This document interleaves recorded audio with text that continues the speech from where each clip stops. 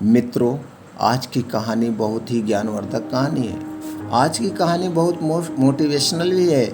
इस कहानी को आप खुद सुनिएगा, अपने परिवार के साथ, अपने यार दोस्तों के साथ शेयर करिएगा।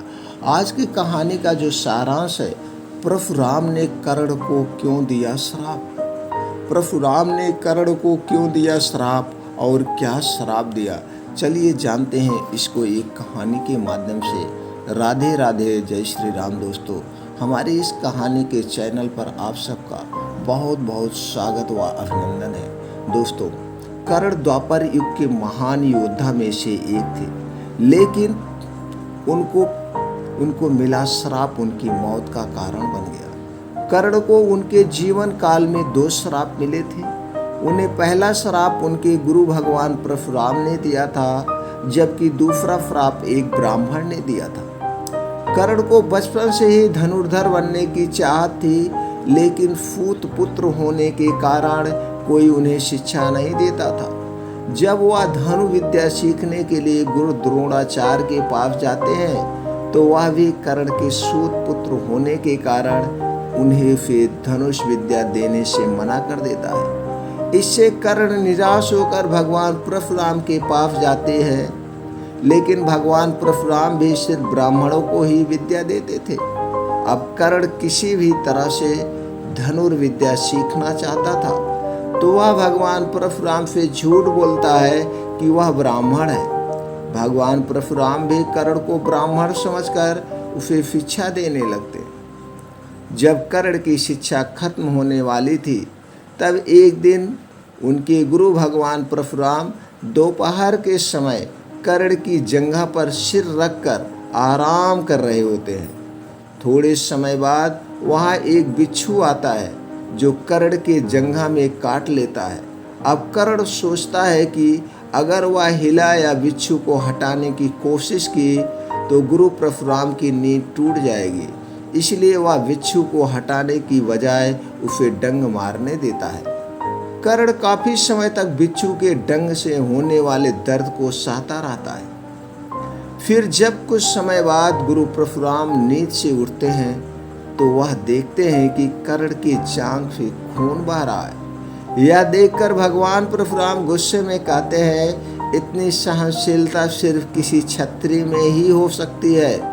तुमने मुझसे झूठ बोलकर ज्ञान हासिल किया है, इसीलिए मैं तुम्हें श्राप देता हूँ कि जब भी तुम्हें मेरी दी हुई विद्या की सबसे ज़्यादा ज़रूरत होगी, उस समय वह काम नहीं आएगी। इससे निराश होकर कर्ण अपने गुरु से कहता है कि वह स्वयं नहीं जानता था कि वह किस वंश और कुल का है।